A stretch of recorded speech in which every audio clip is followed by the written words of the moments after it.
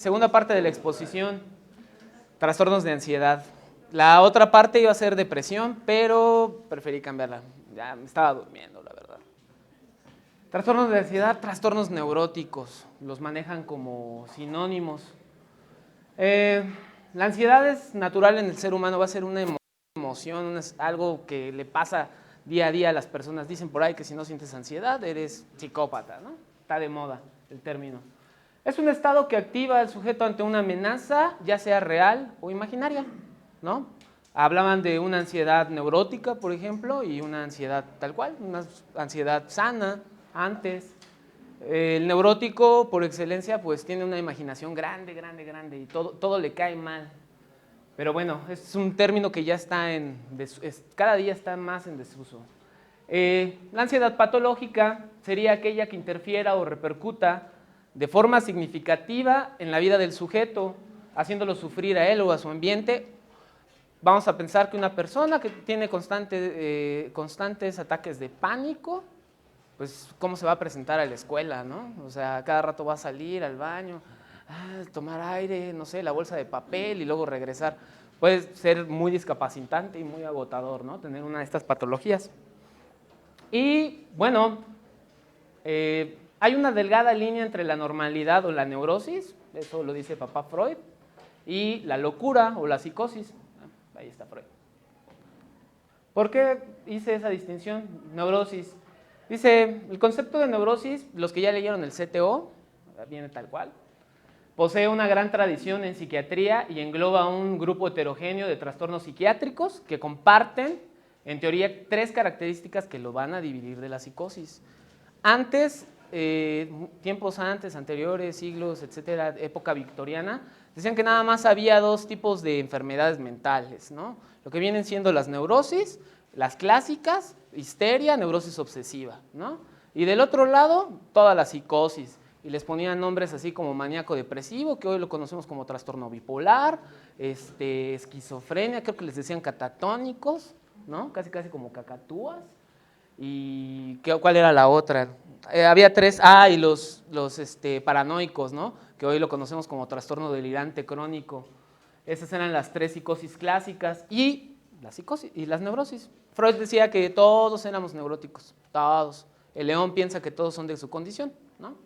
Pero bueno, ¿qué va a diferenciar a los normales de los no tan normales o los menos sanos? Pues las neurosis van a ser de menor gravedad, se van demostrado menores anomalías neurobiológicas a comparación de los psicóticos, por ejemplo, de un esquizofrénico.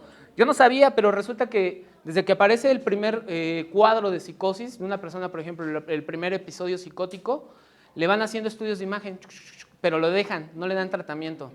Y resulta que al cabo de 6 meses se consume el 40% del volumen cerebral. Entonces sí hay un deterioro muy importante, muy significativo en los trastornos psicóticos en especial, entre otras causas, ¿no? Bueno, entre otras. Y bueno, esto va a abrir la puerta a teorías psicológicas para su origen. Bueno, y el paciente muestra una adecuada conciencia de enfermedad, cuestionable. Conciencia de enfermedad, no conciencia de enfermedad, algo que distingue así a grandes rasgos de una persona psicótica. El psicótico no piensa que está enfermo, el psicótico vive, siente y le va las cosas. De hecho, dicen que es una postura en la cual no hay incógnitas, todo es certeza, ¿no? O sea, vamos a suponer, si pudiéramos dividir en 3 grados la locura o la intensidad de un síntoma mental, podríamos hablar de lo neurótico, lo límite y lo psicótico. Entonces, vamos a suponer que una persona normal, un neurótico, dice, ay, como que me están espiando, ¿no? Duda acerca de que lo estén espiando, ¿no? El border, el límite, como que diría, no, sí me está espiando y como que a ver, y déjame revisar, ¿no? Y sacaría su celular y buscaría la cámara, algo así. Y el psicótico no, el psicótico afirma que lo están vigilando. Y no solo los directivos de la ESME, sino el FBI, la Interpol, los marcianos, ¿no? Todo el mundo se le viene encima. Es una postura que no deja dudas como tal. Y bueno, el psicoanálisis es una de las ¿cómo se le puede decir? Una de las escuelas que más ha aportado a este tipo de temas, ¿no? Acerca de la neurosis como tal. Es curioso, ¿han visto hay una película de Freud? Ya ni me acuerdo cómo se llama, pero muy interesante, que tiene que ver precisamente con la histeria. Es un caso reportado de una mujer que no podía caminar, que estaba paralítica, ¿no? Estaba ahí.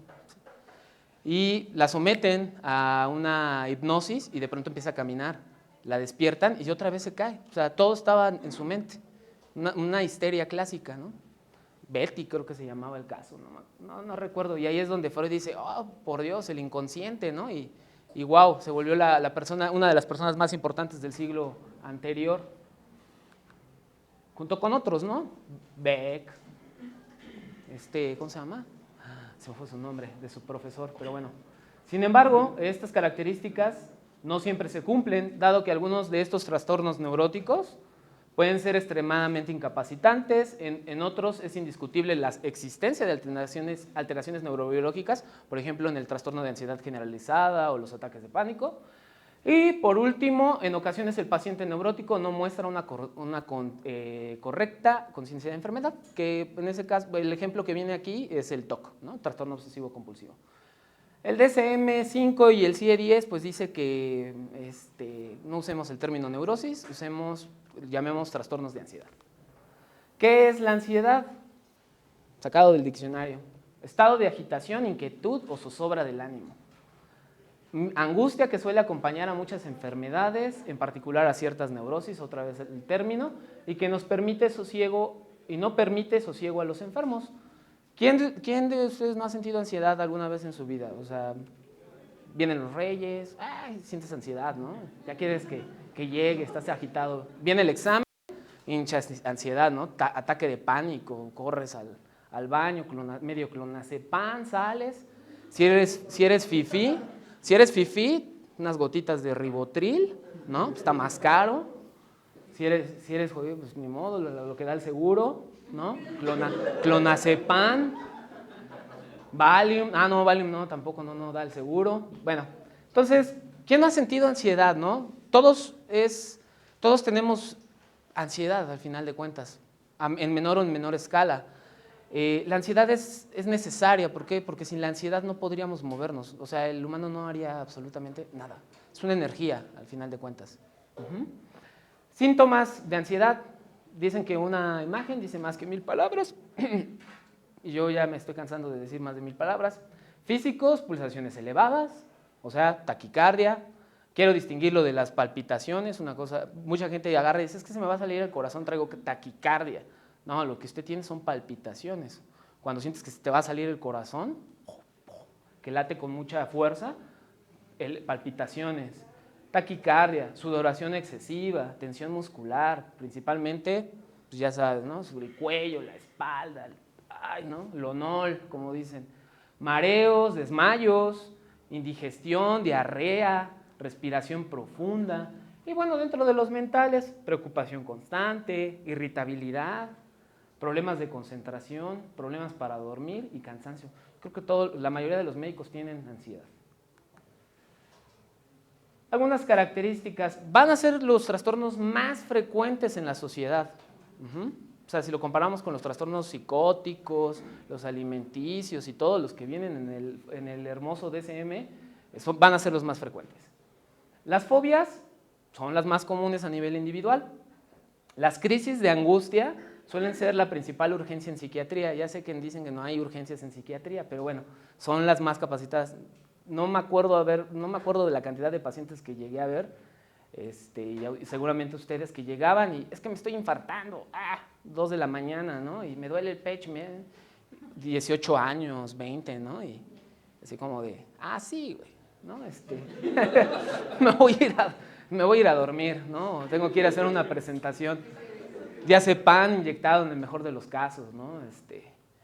Y bueno, son muy molestos, yo lo sé, pero hay que querer al paciente psiquiátrico, también es un humano. Bueno, suele ser más común entre las mujeres, entre los 20 y 30, tiende a disminuir con la edad, con la vejez. Hay distintas teorías del por qué pasa eso. Parece haber un componente hereditario y suele haber comorbilidad con otros trastornos. Ahorita donde ando rotando haciendo mi servicio, hay un chavo que dice que tiene Asperger y toma de medicamentos, qué bárbaro. Se avienta como 6 y el otro día nos lo tuvimos que llevar al Rubén Leñero porque pues, se le pasó, quién sabe si le echó más onlatzapina, ketiapina, no sé qué le puso de más a su cóctel. Ya llevaba 1 hora dormida hasta que nos lo reporta, ¿no? Ya estaba hipotenso y demás, ¿no? Y vete a saber, yo me atrevo a decir que no han hecho un buen diagnóstico con él y pues ahí van, le echan oxacarbamazepina, le echan de todo, ¿no? Pobre chico. Pero bueno, suele haber comorbilidades, puede haber TDA y ansiedad, sí, se parecen mucho. Puede haber psicosis, ansiedad, pareciera que no, pero sí. En términos psicoanalíticos, no. El psicoanálisis sí dice, o eres neurótico o eres psicótico, no puede haber más, ¿no? No, y pusieron por ahí una tercera entidad, los perversos, ¿no? Que es el polo opuesto de los neuróticos. Pero aquí no, sí puede haber pacientes psicóticos que aparte tengan un trastorno de ansiedad. De hecho, eso es una de las cosas que más los aqueja, además de las alucinaciones, ¿no? Yo no creo que te gustaría estar viendo dragones, ¿o sí, Carla? ¿Verdad? Clasificación de los trastornos de ansiedad. Pone muy aparte el TOC, trastorno obsesivo compulsivo. De hecho, hay gente que ya lo quiere sacar de los trastornos de ansiedad como tal. Lo quiere poner más ahí con lo esquizoide y demás. Tiene ciertas características. Del otro lado tenemos el trastorno por estrés postraumático. Y bueno, la ansiedad de acuerdo a la continuidad, si es continua. Trastorno de ansiedad generalizada, ya hablaremos ahorita de ella. Episódica, ¿no? Si es espontánea, trastorno de angustia o de pánico, ¿no? Crisis. Me voy a infartar, me estoy volviendo loco, mamá, ¿no? Temo de hacerle daño a alguien. Situacional, fobias. Puede haber fobias específicas o simples y algunas fobias como más estudiadas, más lindas, ansiedad social, por ejemplo, y la agorafobia. Vamos a tocarlas también. Otro cuadrito bien padre que habla de los trastornos de ansiedad. Trastorno de ansiedad social, trastorno de pánico, ansiedad generalizada, obsesivo compulsivo, por estrés. Lo puse ahí para que lo revisen después porque no me voy a poner a leer eso, si no ya terminaría con la presentación y no, me dijeron que los tengo que entretener un rato más. Entonces, hablemos de trastorno de angustia o trastorno de pánico. Se define por la repetición de episodios agudos o de ansiedad llamados crisis de angustia o ataques de pánico y la aparición progresiva de diversas complicaciones psiquiátricas. Una persona, bueno, ahí lo dice, agorafobia, ansiedad anticipatoria. Imagínate que todos los días te está dando un ataque de ansiedad, ¿no? O sea, es muy común que desarrolles alguna otra enfermedad, depresión, agorafobia, ¿no? O sea, empiezas a asociar los ataques de pánico con el exterior, donde te sientes indefenso, donde no puedes hacer nada ni llamarle a nadie. Ansiedad anticipatoria, muy importante. En psicología, lástima que ya se fue la psicóloga, hay un ciclo, ¿no?, de la ansiedad y lo que buscan, por ejemplo, los cognitivo-conductuales es romper ese ciclo de la ansiedad, ¿no? Donde juega la ansiedad anticipatoria, es la que hace el boom, o sea, es de nuevo la pólvora que va a hacer que se dispare el ataque de pánico. O sea, tú con tal estás piensa y piensa que no me vaya a dar el ataque, que no me vaya a dar el ataque, te estás estresando y estás haciendo que eleve la ansiedad y te viene el ataque de pánico. Dentro de la clínica, las palpitaciones y la taquicardia van a ser las más frecuentes, 80% de los casos. Disnea o sensación de ahogo, me falta el aire, miedo a la muerte, mareo, sensación de inestabilidad, temblor o sacudidas musculares, eso no me ha tocado verlo, sudoración, molestias o algas precordiales, ¿no? Me voy a infartar, me duele el pecho, usted lo que tiene es osteocondritis, relájese, ¿no? Oleadas de frío o calor, náuseas, dolores abdominales, debilidad muscular, parestesias, miedo a enloquecer o a perder el control. Esa debería, ¿qué porcentaje dice? 32, esa debería estar más arriba. todo el mundo, es que ya me voy a perder el control. ¿Y si lo pierdes qué, no? O sea, ¿qué hay de malo en perder el control de vez en cuando? Inquietud psicomotora, sofocos, sequedad en la boca, como la que tengo yo ahorita por estar hablando, y cefaleas.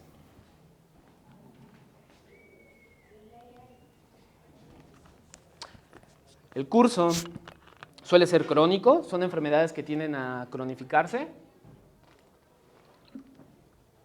Es episódico.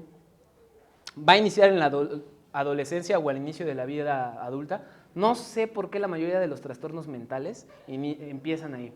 No sé, a lo mejor cumples 18 y el hecho de pensar que te tienes que hacer responsable de ti mismo cae de peso.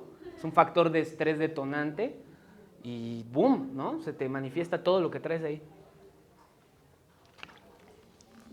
Espontáneo, sin factor detonante, según. De nuevo espontáneo. Bueno, 2 veces lo mismo. Con frecuencia van a despertar al paciente por la noche o cuando el más tranquilo esté. Así es el pánico. Así ahorita uno de ustedes puede decir, está bien chida la plática. Ay, ya me dio el ataque de pánico y me voy, ¿no? Con el tiempo. Yo me tomé mi Ribotril, o sea, antes de entrar aquí, para no salir corriendo. Con el tiempo tienden a desarrollarse complicaciones. Pánico. Complicaciones del trastorno de angustia o de pánico. Preocupación constante por la repetición de las crisis, ansiedad anticipatoria, ¿no? Ya lo habíamos visto. Miedo a las consecuencias de las crisis muy comunes. Pensamientos hipocondriacos. Esto no será, o sea, la mayoría de las personas que tienen ansiedad o que sufren ataques de pánico creen estar enfermas del corazón. O sea, ellos sí dicen, me estoy muriendo, algo tengo mal en el corazón, chéquenme el corazón. Y van y molestan al cardiólogo y demás, ¿no? Y de ahí van a partir el abuso de alcohol o benzodiazepinas o de algún sedante, de algún tranquilizante, ¿no? O también pueden aparecer síntomas depresivos e incluso suicidios. Es una mala combinación, trastorno de ansiedad más depresión, sí, es mala. Pero de hecho, los que más se suicidan, si no mal recuerdo, eran los bipolares. La gente que tiene trastorno maníaco depresivo, ya sea del tipo 1, tipo 2, ellos son los que no hablan, actúan, ¿no? Estos sí, como que dan show y luego se avientan. Y si tienen un trastorno de personalidad histriónica, pues con mayor razón. Y bueno, cambios de comportamiento inducidos por las crisis, conductas agorafóbicas, pues van a empezar a evitar, ¿no? Ciertas situaciones, se van a empezar a aislar.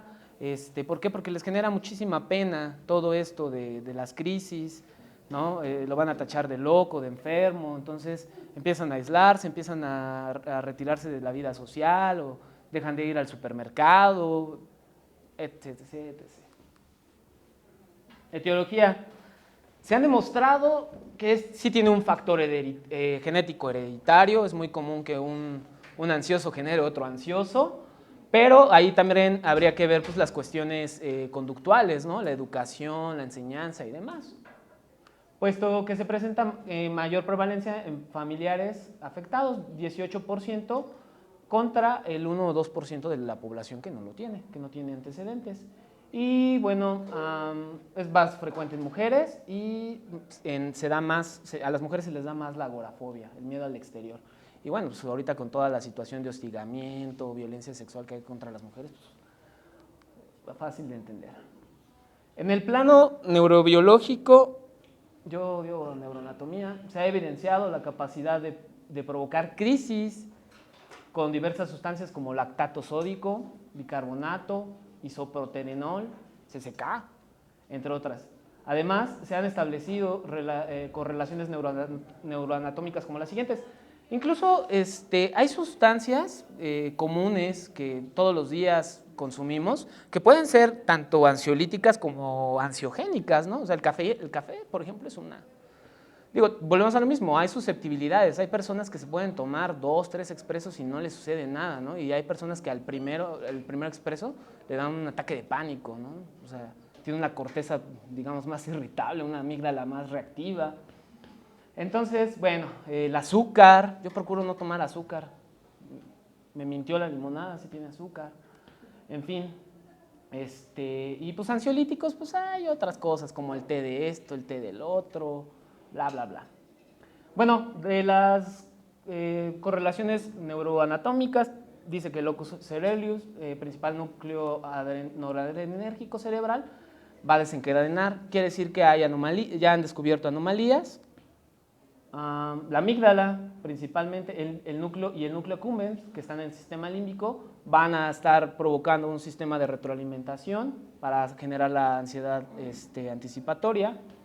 Y bueno, el lóbulo frontal, que es como la parte inteligente, es el que va a agarrar y decir, con tal de que no me den los ataques, pues mejor evito, ¿no? Me escondo. Y bueno, se discute su asociación con los síndromes de hiperelasticidad articular, así como el prolapso de válvula mitral. Eso está bien interesante, porque yo dije, ¿qué demonios tiene que ver el prolapso de válvula mitral con ansiedad? Imagínate que tienes un prolapso de válvula mitral, por lo tanto, tienes palpitaciones. Y un día te haces consciente de esas palpitaciones o son tan intensas que estás consciente de ellas y entonces empiezas, ¿no? Y luego tienes como un poquito de rasgos obsesivos y empiezas, ay, güey, wow, wow, wow, wow. Y te clavas en eso, ¿no? Eres bien clavado, eres bien obsesivo. Wow, wow, wow. Y boom, te viene un trastorno de ansiedad. O sea, sí hay una relación, es lo que se está viendo, que sí hay una relación con los síndromes de hiperelasticidad en darlos y todas estas cosas, pero principalmente con el prolapso de la válvula mitral. Ay, diagnóstico diferencial. Principalmente que no sea inducido por fármacos, es una de las causas, ¿no?, principales. Hay antidepresivos, por raro que parezca, porque los antidepresivos son el tratamiento de primera línea para los trastornos de ansiedad.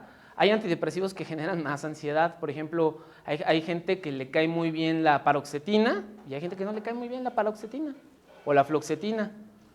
Curiosamente, para tratar ansiedad, y dice reacciones secundarias, ansiedad, y hay gente que sí, en vez de curarlas, les da más, hay que cambiar de medicamento, ¿no? Abuso de estimulantes, cocaína, anfetaminas, cafeína, Ritalin, ¿no?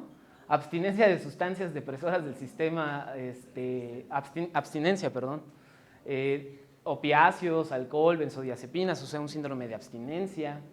Otros fármacos, no los voy a decir todos. Trastornos cardíacos, prolapso de la válvula mitral. Otros trastornos, infarto agudo de miocardio, angina de pecho, patología pulmonar, embolismo pulmonar, EMPOC. O sea, sí, el psiquiatra debe de ser un buen médico, ¿sí? Porque antes de hablar de trastorno psiquiátrico, tiene que descartar todo lo médico para ya poder hablar de un trastorno psiquiátrico.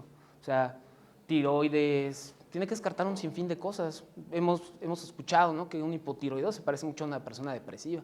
Ahí vas, le das el antidepresivo y lo que tienes es hipotiroidismo, ¿no? Pues ¿cuándo va a jalar? O la chica con ovario poliquístico, ¿no? O sea, agarras, le das el antidepresivo y pues como que ahí va fluctuando, ¿no? Como que va mejorando cuando pues, lo que ella necesita es un tratamiento hormonal, otra cosa. Causas endocrinas, feocromocytoma, hiperparatiroidismo, pues ahí están todos esos, cortilismo. Y causas neurológicas, epilepsia, síndrome confusional, etc. He leído que sí puede existir enfermedad mental, llamada, epilepsia, y aparte puede haber trastornos psiquiátricos, ¿no? O sea, si uno está mal, imagínate los dos, ¿no? Es como un jaque, o sea, iba a decir doble jodido, pero bueno. El tratamiento de trastorno de angustia va a mezclar fármacos y psicoterapia, y va a haber una eficacia notable con estos dos. Se van a diferenciar en 3 etapas: el abortivo, que es el tratamiento de una crisis. La persona que llega se está infartando, le das las gotitas, se acabó. La profilaxis, evitar que le dé el cuadro. Y bueno, los antidepresivos más el uso de benzodiazepinas, que es el más indicado, o las benzodiazepinas. ¿Por qué es el más indicado? ¿Por qué? Porque muchos de los antidepresivos no actúan, sí actúan inmediatamente, pero empezamos a ver su eficacia. Los más potentes, 1 semana, 2 semanas, escitalopram, por ejemplo, ¿no? Mirtazapina, etcétera. Entonces, por eso les dan las benzodiazepinas en ese tiempo, a dosis bajas, 0.5, o les dan ¿qué? Un cuarto, no, les dan como media tableta de clonazepam, 1 miligramo, y ya cuando están, ahora sí, ya arrancó el antidepresivo, pues entonces ahora sí, a quitar las benzodiazepinas, porque dicen que son altamente adictivas. Y benzodiazepinas por sí solas no se recomienda. Y dentro de lo psicológico, pues principalmente lo cognitivo-conductual. Lo cognitivo-conductual tiene muchas ventajas, ya que son tratamientos cortos, son sesiones de 1 semana aproximadamente, bueno, digo, de 1 vez por semana, y vas solo 6 meses, te sacan, a diferencia de un psicoanálisis que puede tardar años, de una Gestalt o de alguna otra tipo de terapias, ¿no?, que se inventan. Trastornos fóbicos. Dice, una fobia es un temor desproporcionado y persistente a un objeto.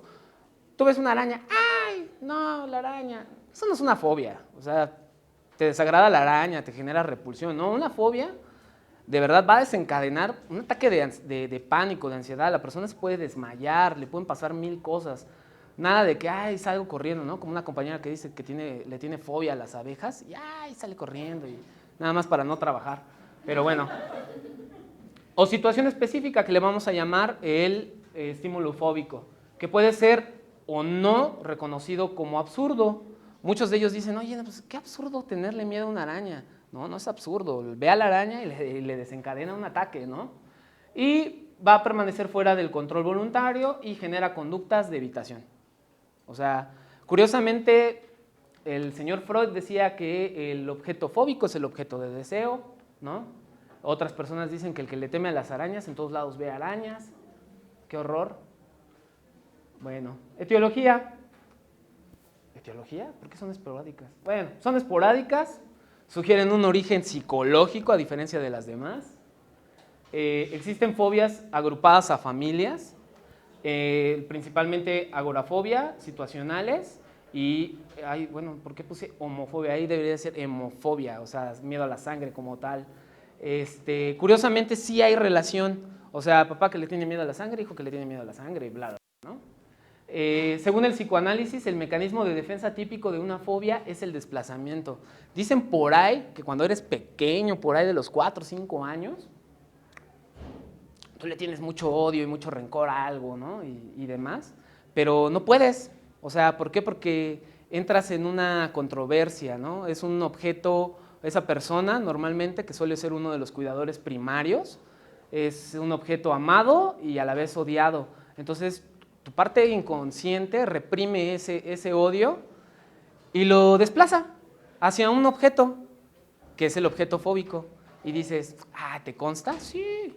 O sea, así dicen que suceden las fobias. Dice, la teoría del aprendizaje las explica como un condicionamiento clásico entre un estímulo inicialmente neutro y una emoción desagradable. O sea, en pocas palabras, tú vas en el carro, vas escuchando una buena música, antes de chocar, no sé, estás escuchando una buena rola, chocas y se hace una asociación. La mente tiene esa cualidad de hacer asociaciones. Entonces, cada vez que escuchas esa canción, ¿no?, te viene o simplemente evitas. Agorafobia, miedo a los espacios exteriores, principalmente en las mujeres. ¿Qué más les puedo decir de la agorafobia? ¿Alguno ha sentido agorafobia? Yo no. ¿Qué más? Pues genera toda una cascada de síntomas noradrenérgicos y pues, ya es prácticamente eso la agorafobia. Fobia social. Dentro de la fobia social hay una ansiedad social de ejecución. Que, o sea, en pocas palabras, dentro de la fobia social o la fobia a relacionarse y todo esto, es la fobia a hablar en público. Le llaman ansiedad social de ejecución. Y fobias específicas, por ejemplo, vemos al señor, es un adulto, tercera edad, dice, ay, mira, está pensando que vaya a tronar el avión, ¿no? Entonces ya se está sintiendo mal. Acá, creo que está en el dentista, hay mucha gente que le tiene miedo al dentista. las escaleras, no sé qué se alcanza a ver, las arañas y demás. Este tipo de fobias específicas se dan más en la gente grande que en la gente chica.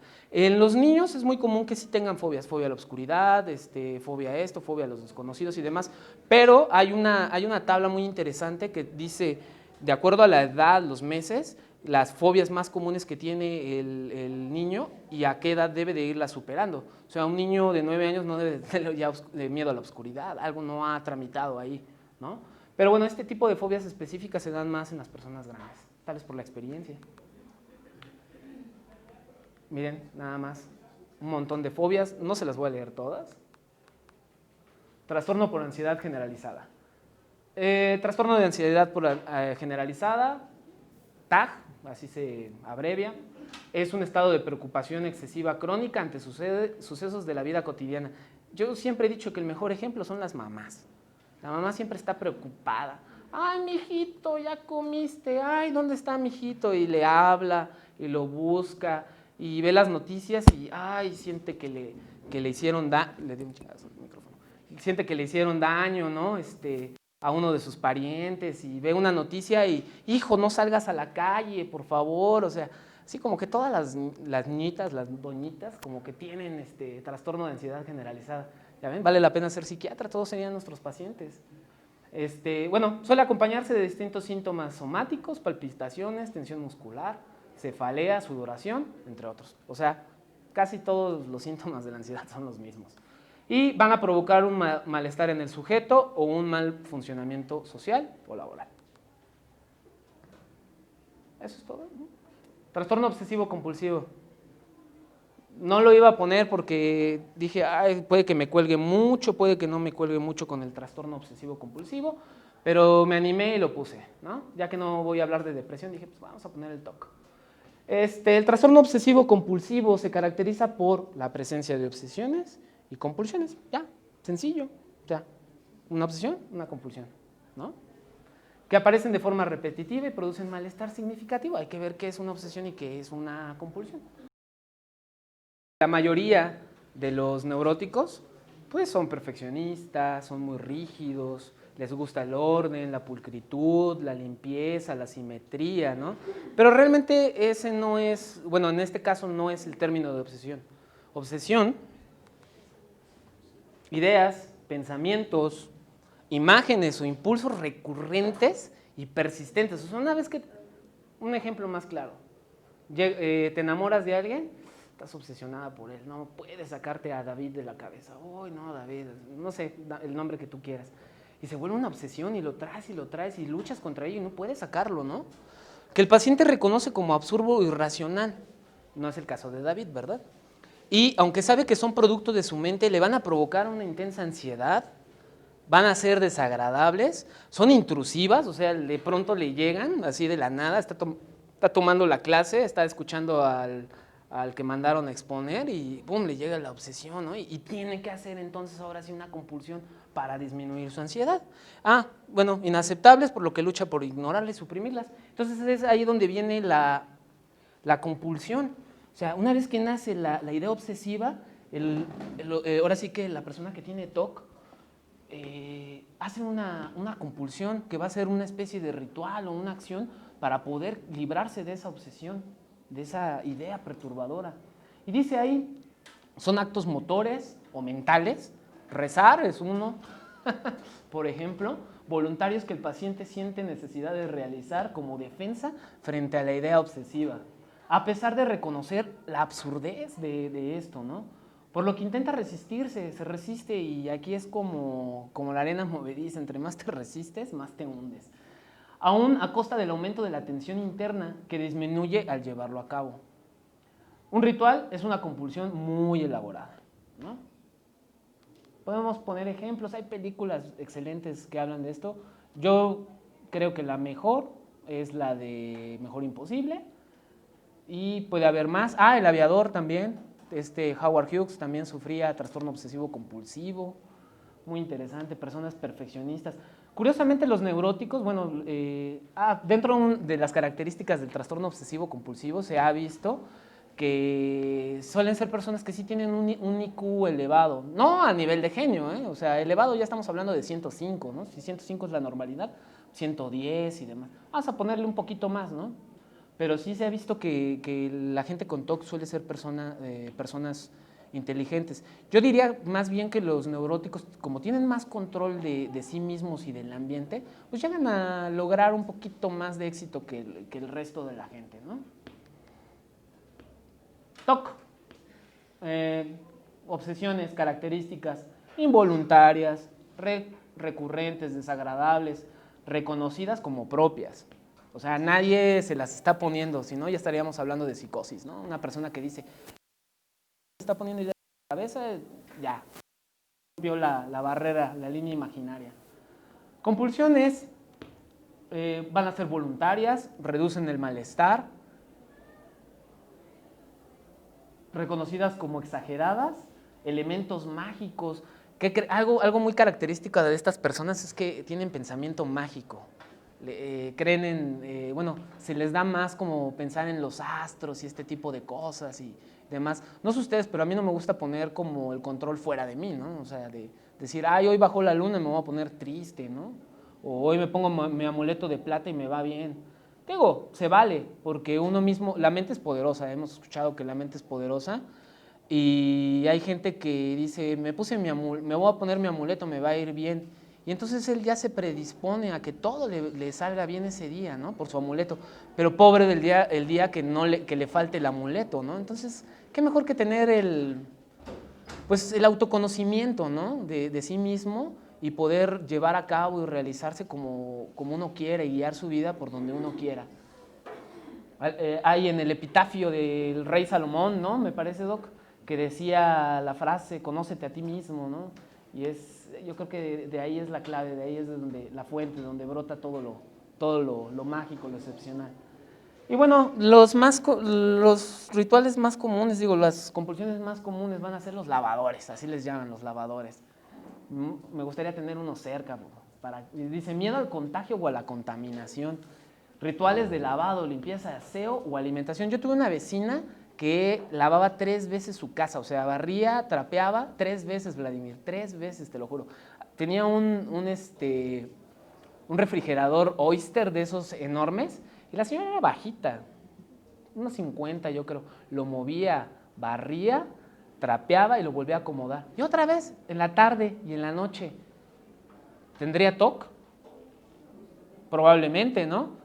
Triste porque dicen que la gente que tiene TOC por la limpieza muchas veces ha sido abusada sexualmente en la infancia. Dicen, no es en el 100% de los casos, pero sí hay una gran asociación entre eso. Comprobadores. Miedo de haberse equivocado al hacer algo. Creo que ya me estoy checando. Miedo, comprobación, confirmación. Sale cholico, ¿no? De su casa, a medio camino a la escuela, ya va llegando tarde y de pronto, a la madre, creo que dejé los frijoles en la estufa y se regresa. Ah, no, ya, súper. Y otra vez se va a la escuela, pero ¿qué creen? Otra vez dice, no, tengo que revisar. Y va de nuevo. Así es el TOC, ¿no? En grados, recordemos que hay grados. Preocupaciones hipocondriacas. Pues esos que están ahí pensando que tienen alguna enfermedad, que ya les salió, que les duele la cabeza y ya tengo un tumor y córrele al médico, ¿no? Hay mucha gente así. Esos son pacientes perfectos para la homeopatía. Esos son excelentes para la homeopatía. A mí me gustaría hacer una maestría en homeopatía, darle sus flores de Bach, porque hay mucho hipocondriaco, mucho. Y la hipocondría sí corresponde a la ansiedad, sí está dentro de todo lo que corresponde a la ansiedad y a las neurosis. Necesidad de orden y simetría, como comentaba ella. Miedo a dañar a otros, fobias de impulsión, muy común. Imágenes molestas, agresivas, sexuales, preocupaciones morales o religiosas. Algo bien común también, normalmente la gente que tiene TOC, bueno, eso no me dejará mentir la licenciada, la psicóloga, normalmente los neuróticos sí suelen tener una moral muy rígida, muy cerrada, ¿no? O sea, son muy mosaicos, o cómo se le puede decir, o sea, llevan a cabo los mandamientos y cuando los rompen les viene una culpa tremenda, ¿no? Eso es lo que tiene, eso es algo muy clásico en el neurótico. Comprobación, confirmación, evitación, perfeccionismo, identificación, acumulación. También aquí caen los acumuladores, el síndrome de Diógenes. Diógenes hacía lo contrario. Diógenes agarraba y se despojaba de todo. Hay una anécdota en la cual Diógenes iba caminando y vio a un niño, ¿no?, tomando agua de un río con las manos. Corrió a su casa y tiró sus vasos, sus tazas, ¿no? Dice, pues, ¿para qué las necesito? Y acá no, acá es lo contrario, ¿no? Los acumuladores, así les pusieron. Ahorro, contar, arreglar, ordenar, rezar, confesarse. ¿Ante quién? ¿Quién sabe? Dice, puede ser aparentemente lógico, tener un carácter mágico, buscando anular el peligro de la idea obsesiva, con actos complejos y estereotipados. Si logran ver la película de lo mejor imposible, pues llega, prende, apaga la luz como 3 veces, abre, cierra 3 veces la... Yo creo que le gustaba mucho el 3 o nació un día 3. A mí también me gusta mucho el 3, no sé por qué. Y lo hacía 3 veces y solo así salía de su casa, ponía un pie afuera de su casa. Lleva sus guantes, también está preocupado por la contaminación. Entonces lleva sus guantes, sus propios cubiertos y va a la cafetería de donde se enamora de la chica. Está buena la película. En casos avanzados desaparece la resistencia. Ya no se resiste a las obsesiones y toda la vida se ritualiza. O sea, pierde, lentificándose. Ya se vuelven como una especie de robots, por así decirlo. Y en estos casos, bueno, pues obviamente ya no se pierde la conciencia de enfermedad. Algunas características más comunes, ahí se trabaja. Adolescencia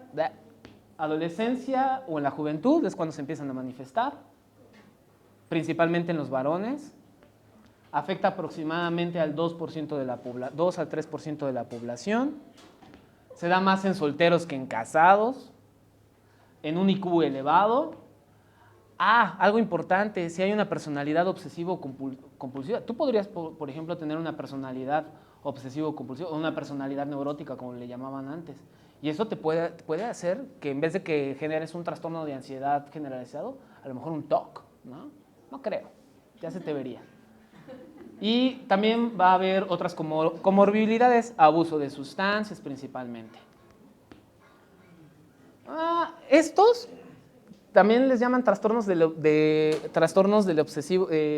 espectro obsesivo compulsivo o obsesoides y demás. Están los trastornos por tics, ponen el Tourette, por ejemplo. Trastornos del control de los impulsos, se me hace un excelente tema. Juego patológico, ludopatía, cleptomanía, piromanía, tricotilomanía. ¿Alguien sabe qué es eso? ¿Cómo? Entonces, ¿todas las mujeres tienen eso? Se lo comen. Ahí no dice fagia. Se lo arrancan. Sí, se arrancan todo el vello corporal, ¿no? O sea, como que les genera un placer o no sé. Y el trastorno explosivo intermitente. Piromanía. ¿Tienes idea de qué es piromanía? Digo, es que yo doy por hecho que mucho... Ahorita vamos a hablar de trastornos de personalidad y hay uno que me gusta en especial. Y se relaciona mucho con la piromanía, curiosamente. Sí, o sea, es gente que, por ejemplo, sienten frustración y le prenden fuego a algo, ¿no? Sí, en serio. Vamos a suponer un niño y se da desde niños, ¿no? Y eso es uno de los 3 elementos que te dicen, aguas, por aquí algo va mal. Eso, eneuresis y entre otras cosas, te dicen, la piromanía. Sí, la abuela no le quiso hacer algo y va y le prende fuego a la casa de la abuela, así, de buenas a primeras. Sí, no le quiso dar domingo. Trastornos de la conducta alimentaria, bulimia, anorexia, bla, bla, bla. Algunos trastornos somatomorfos, hipocondría, dismorfía, muy interesante, dismorfobia. Algunos trastornos de personalidad, esquizotípico, límite. Por eso lo quieren poner ya también en estos rubros, lo quieren sacar. Pues se parecen mucho, tienen ciertas características, pero más que nada a nivel cerebral, las anomalías. Algunas formas de toxicomanía, algunas parafilias, órale. Algunos trastornos generalizados del desarrollo, Asperger, autismo típico. Quiere decir que están relacionados, espectro obsesivoide, ¿no? Así como hay epileptoides y demás, también ahora hay los obsesivoides con forma de obsesivos. Etiología. En el 60% de los casos lo va a dar un factor estresante. Sí hay factores familiares, se ha visto que tiene un factor genético importante. Los hallazgos biológicos destaca la presencia de la disfunción del lóbulo frontal en pruebas de neuroimagen, PET, y alteraciones bioquímicas serotoninérgicas. Ya ellos son los culpables, las 3 aminas esos 3 neurotransmisores son los culpables, noradrenalina, serotonina y dopamina. Echan la culpa a ellos 3. Las teorías psicológicas hablan de una alteración del procesamiento de la información con respuestas desproporcionadas para estímulos menores, o sea, como ser hiperreactivos, ¿no? Como una especie de alergia, así. De hecho, en medicina psicosomática también manejan, ¿no? Que la ¿alergia a quién? ¿No? Para estímulos menores dan una respuesta muy exacerbada y, bueno, tienen una tendencia al pensamiento mágico como el uso de amuletos. Yo no traje amuleto hoy. Curso y pronóstico. Va a ser insidiosa, crónica y progresiva, si no se trata. Pocos casos van a ser graves, otros tienden a desaparecer y la mayoría de todos son formas leves. Los pacientes no consultan y jamás van a reconocer sus síntomas. A esos son de los que los llevan de la oreja. Factores protectores, no protectores, favorables, desfavorables para el curso de la enfermedad, pronóstico, etc. Que haya una personalidad previamente sana. Yo me atrevería a preguntar qué es una personalidad sana. Desfavorable, que haya antecedentes de una personalidad obsesiva. Incidio tras factores desencadenantes, alteraciones neuróticas infantiles y educación rígida, aguas. Es de lo que estábamos hablando. Los neuróticos suelen tener una moral muy rígida, ¿no? Dicen que por ahí su super yo y todas estas cosas es como un lobo, ¿no? Gigantesco que se los devora.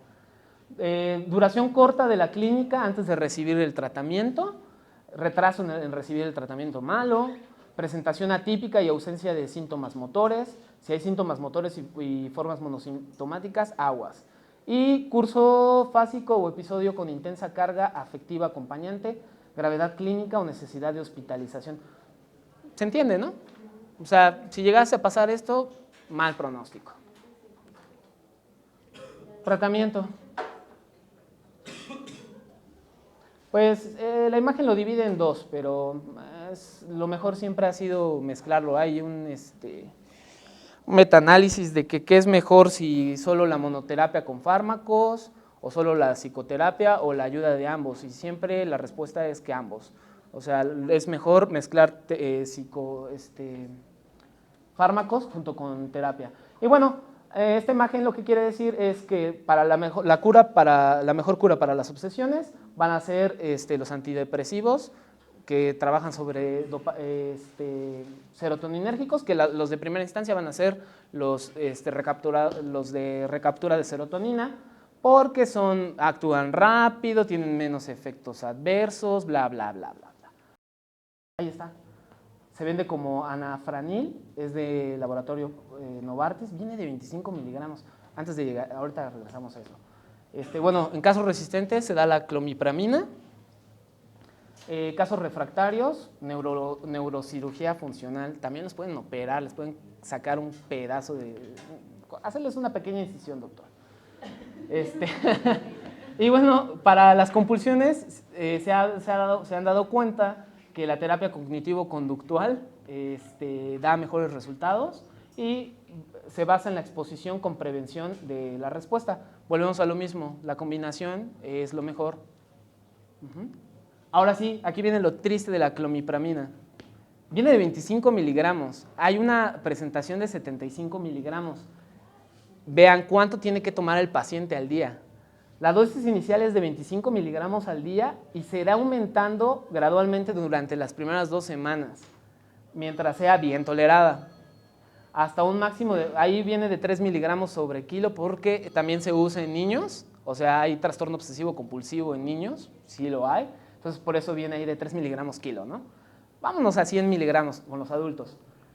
Y tienen que llegar hasta 200 miligramos. Entonces, ¿cuántas de estas pastillas te tendrás que chingar al día para ponerte bien, ¿no? Entonces es un negociazo, por eso mucha gente dice, no, es que la psiquiatría, no, vámonos mejor con las flores de Bach, vente, mira, manita, yo te llevo, ¿no?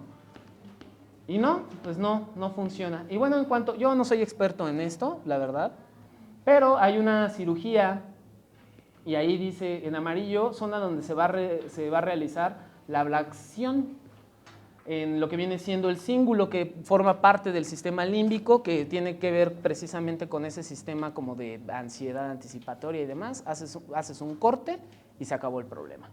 Yo no conozco a nadie que le hayan hecho eso. Trastornos relacionados con sucesos traumáticos o estresantes. Ya vamos a acabar esta presentación.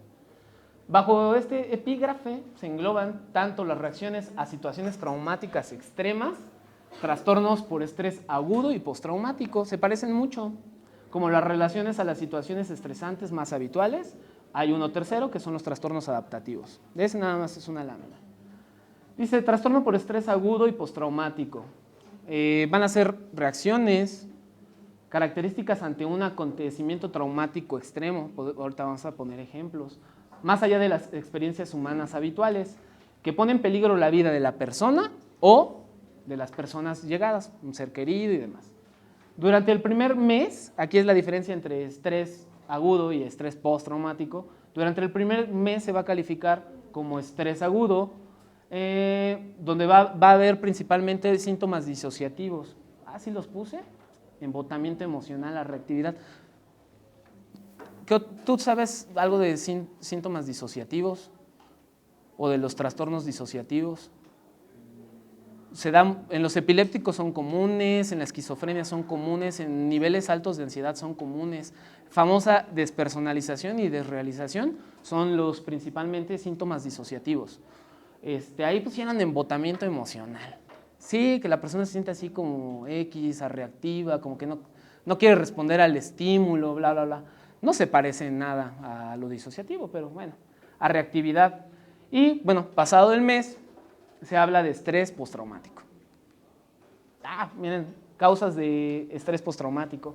La guerra, algún accidente, un incendio, una pérdida importante, un asalto, ¿no? Hay gente que puede generar eso. Hay un caso que dice que cuando pase esto, no debes de esperar a que se cumpla el mes y catalogarlo en un estrés postraumático, sino inmediatamente empezar el uso de benzodiazepinas y se puede frenar la cronificación y la intensidad de esto. O sea, una persona que le pasa algo muy intenso, ¿no? O sea, supongamos, algo, choca, se muere su familiar y lo ve todo destrozado, ¿no? Y para él le genera mucho. Como buen psiquiatra, piénsale dosis de benzodiazepinas, no te limites, aviéntaselas, ¿sí? Si no le caen bien, pues mal tampoco, entonces no pasa nada. Dentro de la clínica, reexperimentación del acontecimiento, va gente que constantemente se está acordando de lo que sucedió, pesadillas muy comunes, imágenes en vigilia, los flashbacks son lo más común en esto.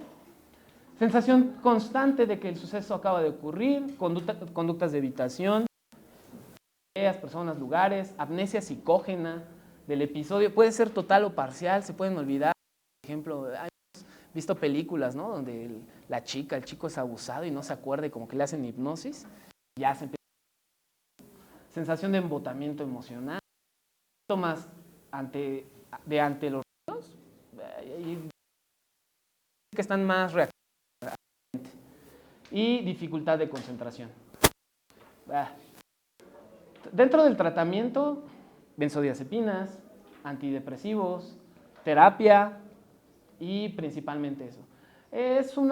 Ahí lo que tratan de hacer o lo que quieren ejemplificar es exponer a la persona al estímulo. Por ejemplo, si lo que lo desencadenó fue las Torres Gemelas, le pasan el video, ¿no? Y ya como que poco a poco lo van exponiendo y aparte le van dando dosis de medicamentos para empezarlo a desensibilizarse. De hecho, así creo que se llama la terapia, desensibilizadora. Para que llegue un momento en el que pueda ver el video en vivo de las torres o pasar por ahí donde estaban las torres y no sentir nada. Bueno, conclusiones. Solo el 10% se curan. Suele haber abuso de sustancia y síntomas depresivos. Se aconseja la doble terapia, fármacos y terapia cognitivo-conductual. Y también los psicólogos recurren mucho a algo que le llaman que es la reexposición al trauma o debriefing psicológico. Trastornos adaptativos, ya nada más es esta diapositiva.